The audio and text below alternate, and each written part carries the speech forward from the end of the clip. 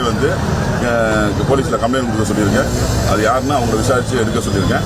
அதுக்கப்புறம் அடுத்தது ஓடுற மாதிரி நான் வந்து என்னன்னா, இது ஒரு இடத்துல வந்து மேடா கட்டியிருக்காங்கன்னு சொல்றாங்க. அந்த இடத்த இப்போ நான் ஆய்வு பண்ணிட்டு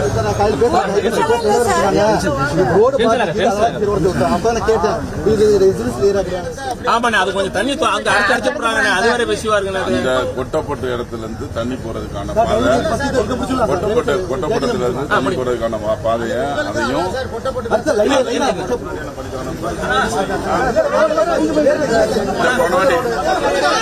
திருச்சியில் எம்எல்ஏவிடம் மக்கள் வாக்குவாதம் செய்த காட்சிகளை பார்த்துக் கொண்டிருக்கிறோம். திருச்சியில் கனமழை காரணமாக தேங்கிய மழைநீர் இன்னும் வடியாததால் பொதுமக்கள் சாலை மறியல் போராட்டத்தில் ஈடுபட்டிருக்கின்றனர். விவரங்களை நம்முடைய செய்தியாளர் கதிரவன் வழங்க நாம் கேட்கலாம். கதிரவன், விரிவான விவரம்.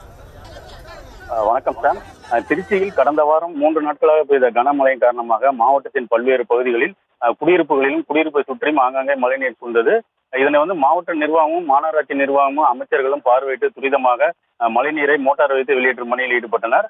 ஆனாலும் ஒரு சில பகுதியில் வந்து தண்ணீர் வடிந்தாலும் திருச்சி மாநகரின் JK நகர், RVS நகர், காஜாமலை உள்ளிட்ட பகுதியில் வந்து குடியிருப்புகளில் மழைநீர் வடியாமல் உள்ளது. மழை நின்றும் 5 நாட்கள் மேலாகி இதுவரை மழைநீர் வடியாமல் குடியிருப்புகளை சுற்றி சூழ்ந்துள்ளது.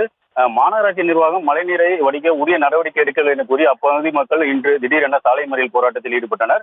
போராட்டத்தில் ஈடுபட்டவர்களும் மாநகராட்சி அதிகாரிகளும் நெடுஞ்சாலைத்துறையிலும் போராட்டத்தில் ஈடுபட்டவரும் பேச்சுவார்த்தை நடத்தினர். ஆனாலும் ஒரு வாரம் ஆகிவிட்டது. இதுவரை இந்த தொகுதி சட்டமன்ற உறுப்பினர் இந்த பகுதிக்கு வரவில்லை. அவர் இங்க வந்தால்தான் போராட்டத்தை கைவிடுவோம் என போராட்டத்தில் ஈடுபட்டனர். இது குறித்து மாநகராட்சி அதிகாரிகள் சட்டமன்ற உறுப்பினர் இனிக்கோ இருதயராஜிடம் தகவல் தெரிவித்தனர். இதனை அடுத்து போராட்டத்தில் நடைபெறும் இடத்திற்கு வந்த MLA இனிக்கோ இருதயராஜ் வந்த காரை வந்து சூழ்ந்து கொண்டு அவரை கீழே இறங்கியவுடன் அவரை சூழ்ந்து கொண்டு அவரிடம் வாக்குவாதத்தில் ஈடுபட்டனர். அதாவது 5 நாட்கள் மேலாகியும் எங்கள் பகுதியில் எவ்வித நடவடிக்கை எடுக்கவில்லை, தாங்கள் சட்டமன்ற உறுப்பினராக இருந்து இந்த பகுதிக்கு ஏன் வரவில்லை என்று கேள்வி எழுப்பினர்.